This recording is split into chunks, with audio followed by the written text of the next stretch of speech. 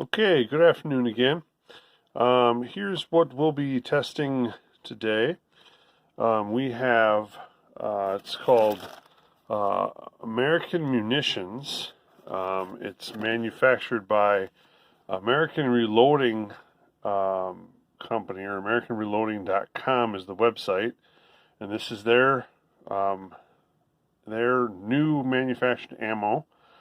It's 124 grain, so for 9mm, that's midweight. Normally it's 115, 124, 147 are the common weights, so 124 is kind of the midweight contender. This is using demilled SIG brass, so my understanding is that it was a contract SIG ammo that could not be used or sold. And so instead of reselling that ammo, they pull the projectiles out and reuse the brass. So it's new brass, but it had been previously loaded, and I guess they reloaded it with these cartridges or these bullets instead. And I'm not sure. I think it's their own hollow points. So again, you can see the hollow point there, pretty deep cavity. We're going to be using compact size concealed carry type handguns to test for penetration and mostly for expansion. So stay tuned, and we'll see how they do at the range. Okay, American Reloading, American Munitions, 124 grain jacketed hollow point, standard pressure, heavy clothing test.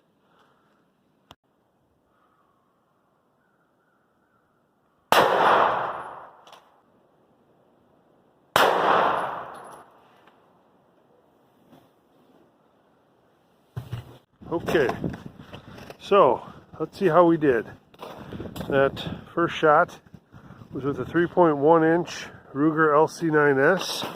It went through the heavy clothing barrier, which is a layer of denim, fleece, and 2 layers of cotton material.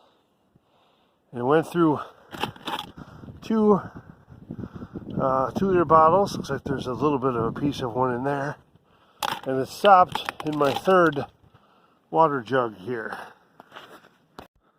Okay, so this is what was caught in the third jug. Let me pour it out here. We'll see what we...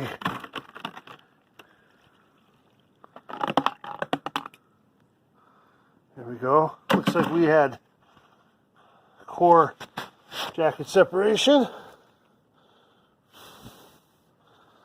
Pretty good expansion though on that jacket. Here's the jacket, and there's the core. So again, we'll measure these back at the when I get back home with calipers. There was a little bit of lost lead. This was in the second jug, this little bit right there. But there you go as far as expansion.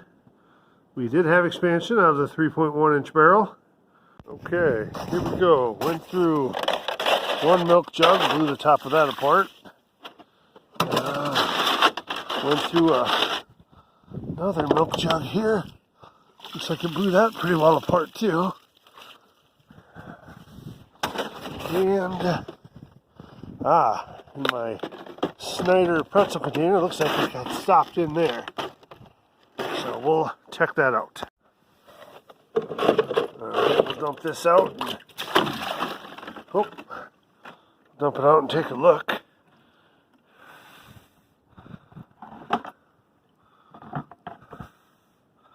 There we go.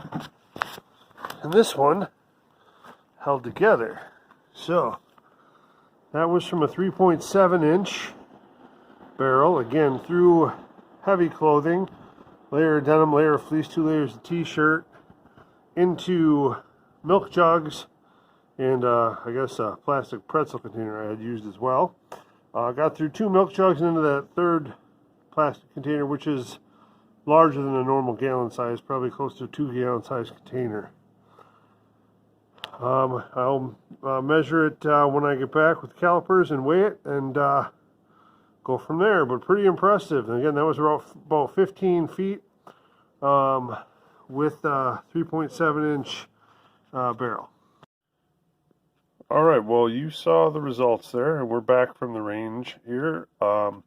On your left, we have the results from the 3.1-inch Ruger LC9S, and on the right is from the 3.7-inch SIG P365XL. Both had expansion.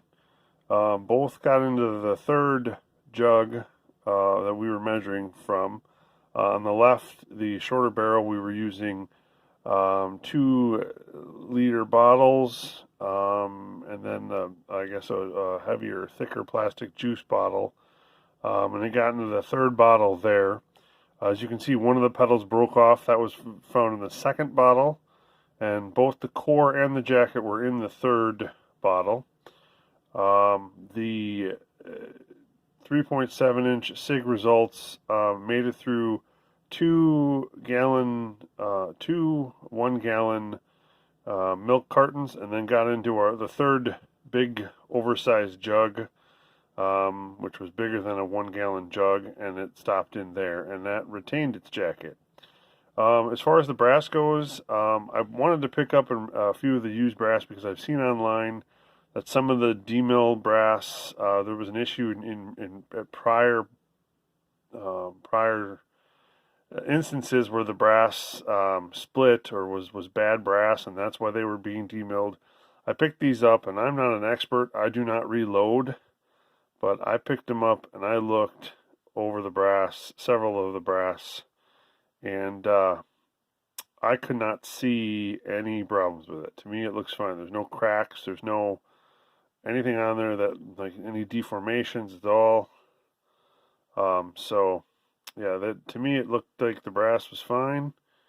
But yeah, no problems there. So I was actually pretty impressed with this. And here we're going to weigh it and do some measurements.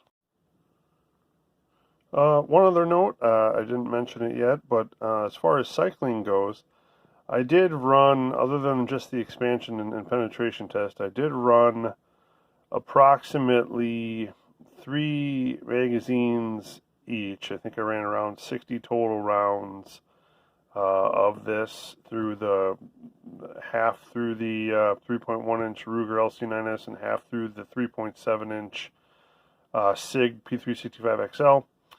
So about 60 total rounds, 3 full mags each. I'm going to run a few extra rounds in there as well. And I had no problems. It cycled fine. There was no flare to feeds, no flare to fires, no stovepipes, no nothing. Everything cycled and went off in the first attempt. And again, the brass all looked, at least the ones I picked up, looked fine. So I just wanted to throw that out there as well, that again, it did cycle fine through the two options I had with me today. Okay, so this is a 124 grain bullet. This was from the 3.1-inch, and you can see it's got a retained weight of 122 grains. If you want to look at just the core that made it through, because there was jacket separation, the core was 94 grains itself. And again, the overall distance, since I didn't use gel, I don't have an exact measurement, but getting into the third bottle or jug, I think it's pretty average for most 9mm. And here's from the 3.7-inch. Again, retained weight here says 126 grains. So again, it's supposed to be a 124 grain bullet. This says 126. So again, it looks like this was 100% retained weight. Okay, so for just the core, the widest point left is 0.5 inches. Where the one pedal broke off, it was 0.45 inches.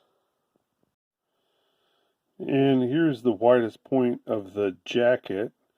It's roughly 0.9 inches. This way it's 0.78 inches. And the narrow side is 0.75 inches. Again, it did lose the jacket, but that was in the third jug as well. So that's the from the 3.1-inch barrel.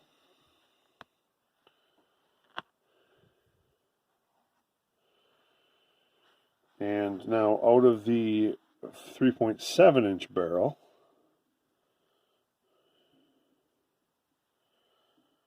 we got about 0.62 inches, about 0.62 that way.